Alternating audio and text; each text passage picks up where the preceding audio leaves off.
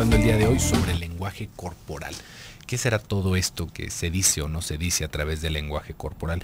Y antes del bloque comercial estábamos platicando un poquito sobre la represión y sobre cómo de repente se va pensando que el lenguaje corporal es como si fuera, ¿cómo lo podríamos decir? Como otro idioma, ¿no? Como si fuera una vía separada de comunicación. Sin embargo, al momento en el que estamos hablando, es imposible no estar haciendo algún tipo de gesto, no llevar un movimiento, no hacer ningún tipo de inflexión. Entonces me parece que para cuestiones prácticas sería más útil poder entender cómo el lenguaje corporal va a ser como un aditamento del lenguaje verbal. ¿Sí ve?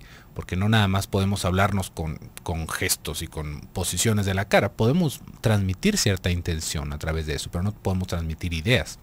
Al menos no, a menos que utilicemos, por ejemplo, señas, ¿no? Como el lenguaje de los sordomudos. Eso ya sería una cosa totalmente distinta, pero no podemos transmitir una idea simplemente moviéndonos o haciendo cosas. Por ahí hay ciertas partes del arte en donde, por ejemplo, con la danza interpretativa se intenta hacer este tipo de cosas. Pero me parece interesante cómo cuando se hace todo eso, lo que se transmite no es tanto una idea, ¿sí ve? No es como si fuera, como lo podríamos decir, no es como si fuera una poesía, sino que es más bien algo que transmite emociones. Eso sí es muy interesante, ¿no? Como a través justamente de lo que podemos movernos, se puede transmitir una emoción o una sensación. Y eso me parece que también lo podemos rescatar al momento en el que estamos hablando. Acá es muy interesante. ¿Por qué? Porque de repente queremos hacer interpretaciones a través de lo que vemos, ¿no? A través de lo que vemos que la otra persona está haciendo, ¿no? Si nosotros vemos que el otro está encogido de hombros y hablando muy despacito e intentando, no podemos llegar y hacer la aseveración de estás mintiendo.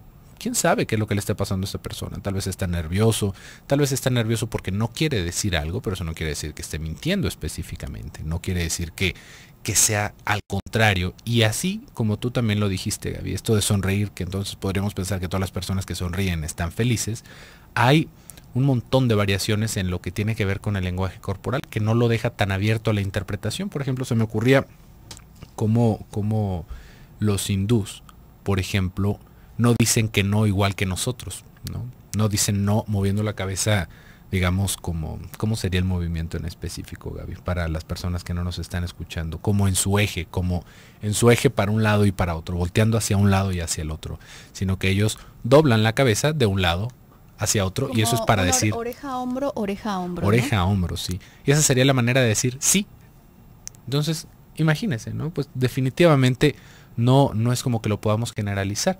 Es más, hay por ahí todo un estudio alrededor de la sonrisa, por ejemplo, cómo tiene todo un significado alrededor, pero de nosotros como humanos, porque la mayoría de los animales enseñan los dientes en señal de agresión o de miedo, y para nosotros la sonrisa tiene que ver con otra cosa. Si se fija, ahí hay todo un nudo de ideas y de interpretaciones que se pueden acompañar del lenguaje corporal. Así que no hay que irnos con esta idea de que si nosotros movemos la mano de tal forma o que si volteamos para ver a tal otro lado, simplemente no podemos descifrar las ideas, no podemos descifrar el discurso, el diálogo de la otra persona a través de este tipo de interpretaciones. Lo que sí es que podemos captar la emoción. Y ahí es en donde estaría la intención realmente de poder escuchar a la otra persona. No nada más estar como si le estuviéramos leyendo, sino captar qué emoción nos está transmitiendo con sus movimientos, con su tono, con lo que nos dice. Eso es lo importante del diálogo. Eso es lo importante de cualquier comunicación. Si nosotros solamente nos quedamos con las ideas, nos vamos a recortar muchísimo de lo que está diciendo la otra persona.